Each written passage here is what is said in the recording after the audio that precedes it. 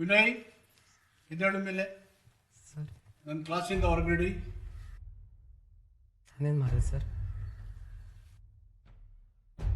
ವಾಪಸ್ ಮಾತಾಡಬೇಡ. ಇನ್ನೆಂದು ನನ್ನ ಕ್ಲಾಸ್ ಬೇಡ. Get out. ನಾನೇನು ಮಾಡಿದ್ದೆ? ನಾನೇನು ಮಾಡಿದ್ದೆ? Abhi stand up. ನಾನು ಮಾಡೋದು ತಪ್ಪ? ನೀನು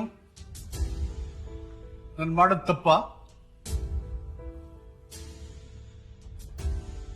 ನೀನು ನಾನು ಮಾಡೋದು ತಪ್ಪ? ಹಾಗಾದ್ರೆ ನಾನು ಅವ್ರನ್ನ ಹೊರಗಡೆ ಕಳಿಸಿದಾಗ ನೀವ್ಯಾರು ಯಾಕೆ ಮಾತಾಡಿಲ್ಲ? ತಪ್ಪು ಅಂತ ಗೊತ್ತಿದ್ರು ನೀವೆಲ್ಲ ಯಾಕೆ ಸುಮ್ಮನೆ ಇದ್ರಿ?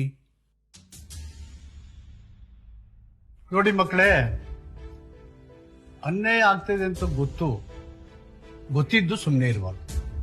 ಮುಂದೊಂದು ದಿನ ನಮಗೆ ಅನ್ಯಾಯ ಆದಾಗ ನಮ್ಮ ಪರವಾಗಿ ಯಾರೋ ಧ್ವನಿ ಮಾಡೋದು.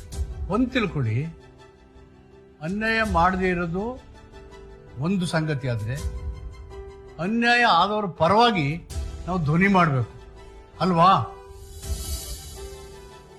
ಮಕ್ಕಳೇ, ಜೀವನದಲ್ಲಿ ನಾವು ಅನ್ಯಾಯಗಳನ್ನು ಪ್ರಶ್ನೆ ಮಾಡಬೇಕು, ದೌರ್ಜನ್ಯಗಳ ವಿರುದ್ಧ ಪ್ರತಿಭಟಿಸಬೇಕು, ಅನ್ಯಾಯ ಆದವ್ರ ಪರವಾಗಿ ನಿಲ್ಲಬೇಕು.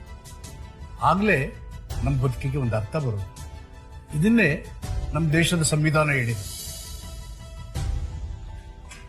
ಯಾಕೆ ಎಲ್ಲ ಎದ್ದು ಬಿಟ್ರಿ?